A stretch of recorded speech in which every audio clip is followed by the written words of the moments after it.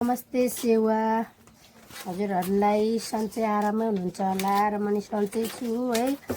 आज हामी मोमो खानको लागि होममेड मोमो खानको लागि पिठो मुस्दैछौँ। मोमोको लागि केमा काट्दैछ यहाँ हाम्रो कान्छी देउरानीले चाहिँ, कान्छीकै एउटै हो देउरानी, जे भए पनि मासु साथीहरू आउनु है मोमो खान। हाम्रो होममेड मोमो एकदम दामी सफा हुन्छ के। यता फेरि भान्जा ए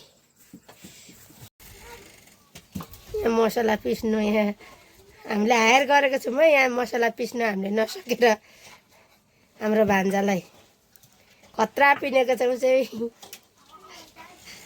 टप 1मा पर्छ मसला पिन्नु कम्पिटिसन के अरे गरायो भन्छ टप 1मा।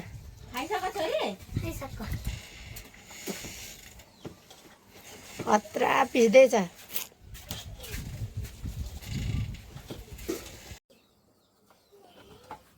जे भए पनि केमा पोका परे भइहाल्यो, अरू केही हुनु परेन। भन्छु उता पुछ अरे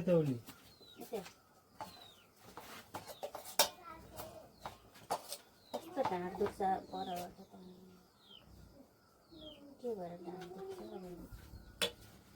अब उमेरले के भएर अपरेसन गरेर ढाँड दुख्छ होला।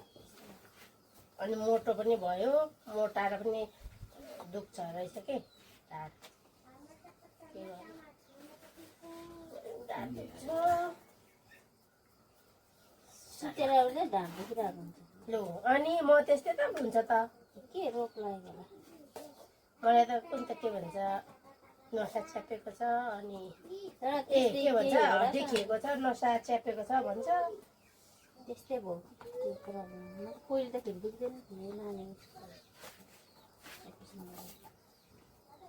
मासु लटाउनेहरूले पनि त्यस्तो हुन्छ पछिसम्म हो नि त भन्नु नि त। तर नजाने विचार गर्छ होला नि नानी नभएको भए त। नानी पो कोही भएर त्यसो नानी फेरि आउनु भन्दा भयो। दिदी चाहिँ के भन्नु अब आउने रे आउँदैन भन्दै त। अनि कुरा गर्छु बाहिर निस्किएको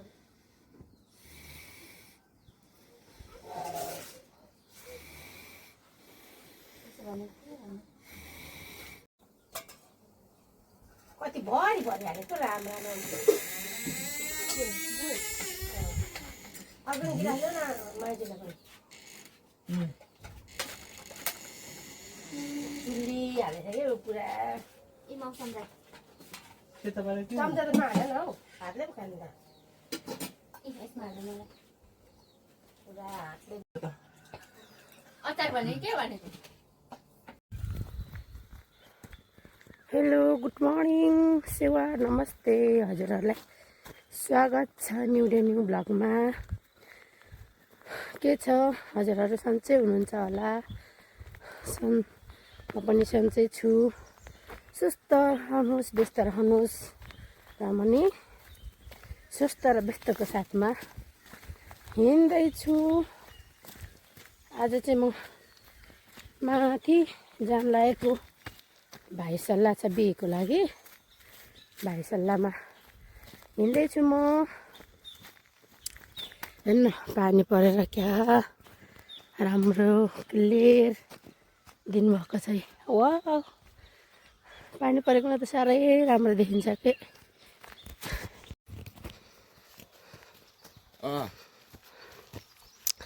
पानी परेर दिन सफा भएको छ, तर सनराइज चाहिँ बादलले छेकेको छ। पानी रहेछ क्या क्लियर देख्छ है। रमाइलो हाम्रो गाउँ त्यत्तिकै नै रमाइलो हुने भयो। अझै यो रमाइलो छ।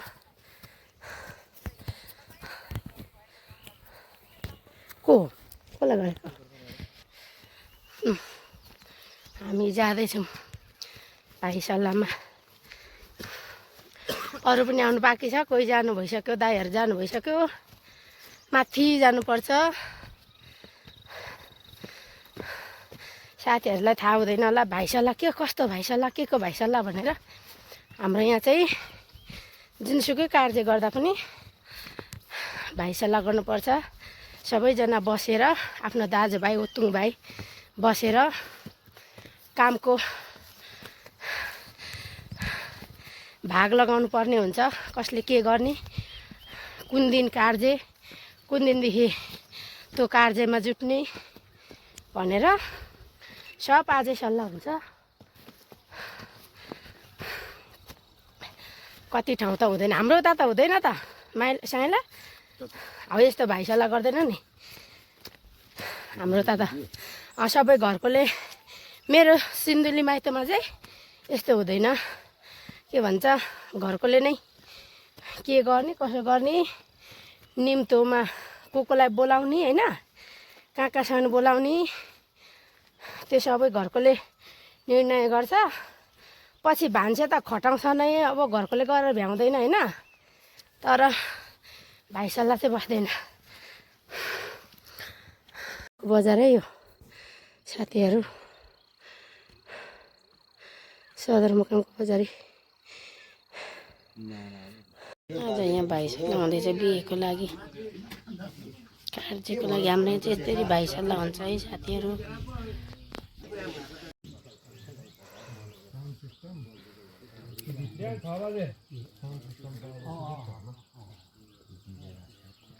अनि यहाँ गरेर सोलमा जाँदा भइगयो नि।